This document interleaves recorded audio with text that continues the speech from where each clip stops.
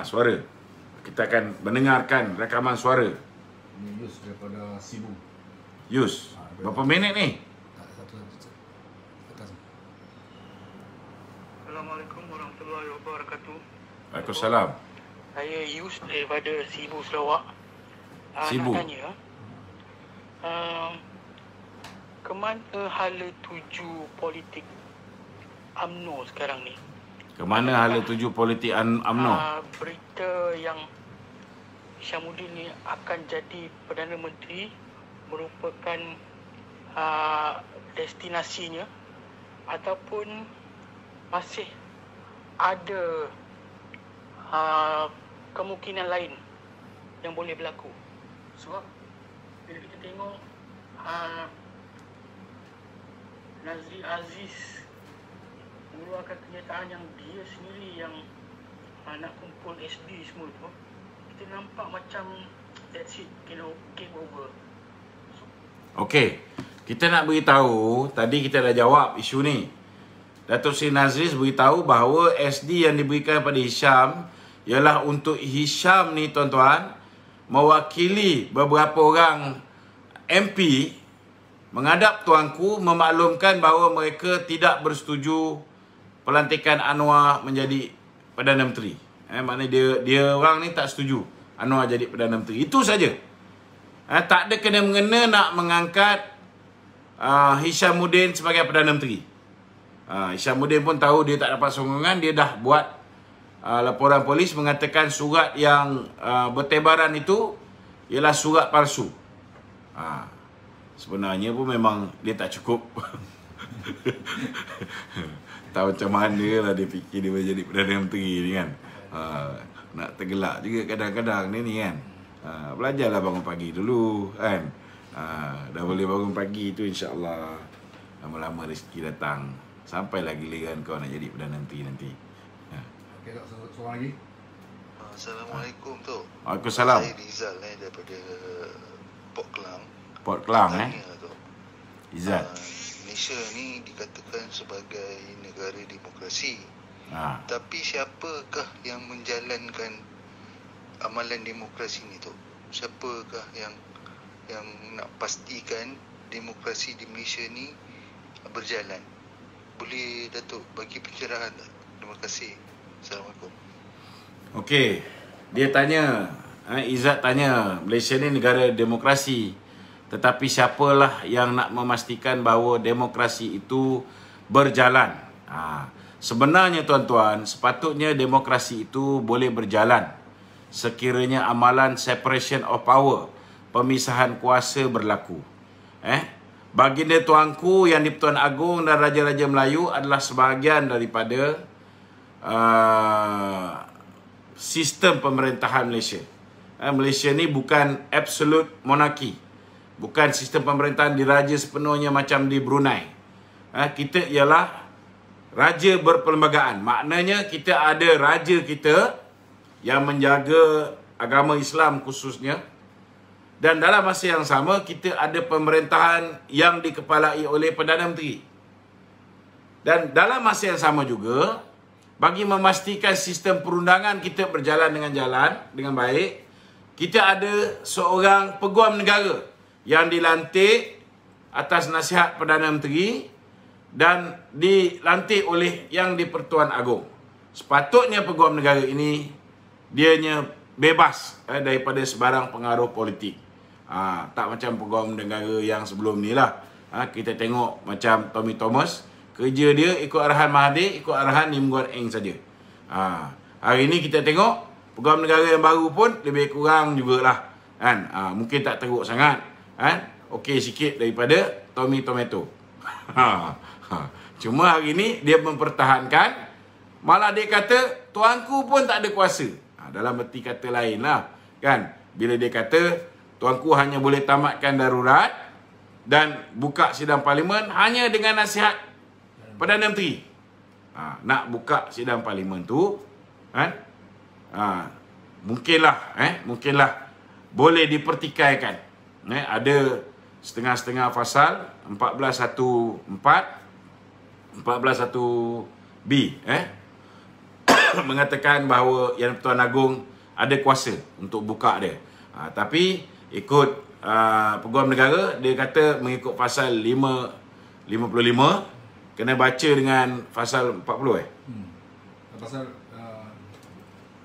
dengan satu pasal lain, mesti dengan nasihat Perdana Menteri.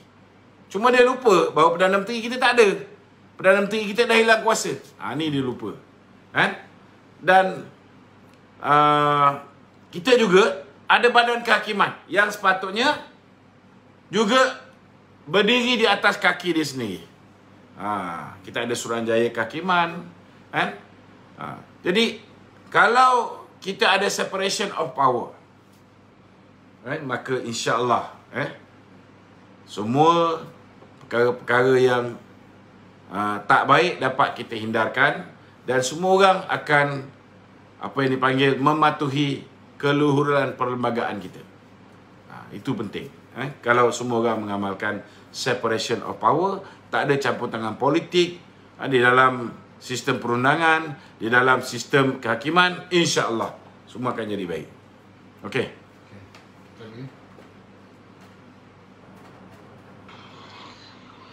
Assalamualaikum. Waalaikumsalam. Saya dari Bagoh. Ya. Okey Datuk. Datuk, pada pandangan saya Datuk kena masuk balik dalam UMNO. Biarlah suara Datuk tu daripada dalam UMNO. Memang berharap Datuk masuk kembali kepada kepangkuan UMNO. Tapi apakah strategi Datuk untuk kembali dalam UMNO? Mungkin Datuk minta rayuan kepada Presiden ataupun ada cara yang lain. Sila tolong Pertama sekali saya nak beritahu, saya dah merayu 8 kali Dan kali terakhir saya dah menghadap Datuk Zahid. Dah minta maaf. Semua dah. Jadi saya redha je lah. Kalau ada rezeki saya kembali bersama UMNO ni, alhamdulillah. Kalau tak ada pun kita akan meneruskan perjuangan. Anggaplah saya ni masih ahli UMNO. Senang je cerita. Cuma tak boleh bertanding tuan-tuan. Kan? Kalau nak bertanding atas tiket Barisan Nasional, saya kena jadi ahli UMNO, atau setidak-tidaknya saya perlu diisytihar sebagai BN friendly. Bolehlah bertanding atas tiket UMNO. Kalau tak tu, bagus juga. Kan? Bolehlah mengintai-ngintai Titi Wangsa ke kawasan-kawasan pengkhianat banyak ni kan.